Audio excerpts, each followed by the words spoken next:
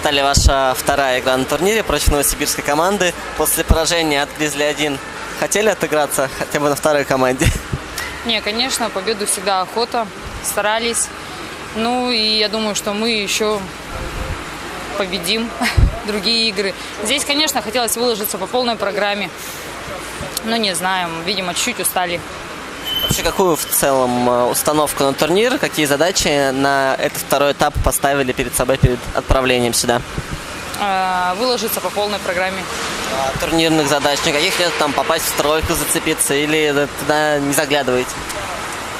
Это самое главное. Задача, конечно, это у каждой команды задача победить по забитым и пропущенным, чтобы в сравнении, да, выйти в лидеры на первое, на второе, ну и третье место, желательно на первое, второе.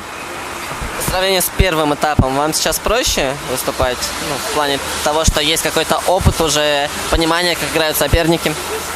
Здесь сравнивать нельзя, там совсем другая была игра, другой накал. Здесь уже есть определенный итог, да, к чему мы идем. Там был первый тур, здесь второй тур, и на втором туре решается, что будет у нас продолжение в Сочи. И, конечно, охота попасть уже туда. Вам проще было готовиться к второму этапу? Ну, в том плане, опять же, что уже знаете, что здесь ждет? На первый этап сложнее было ехать? Или... Трудно ответить на этот вопрос. Мы как готовились на первый тур, так и готовились на второй тур.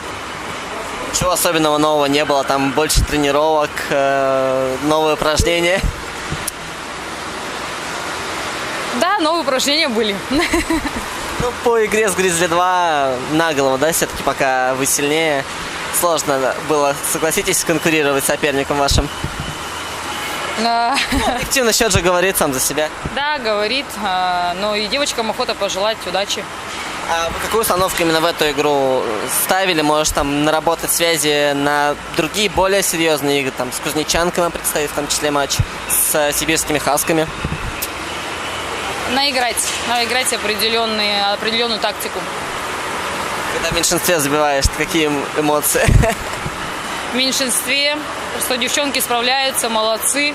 Ну и больше ничего не сказать.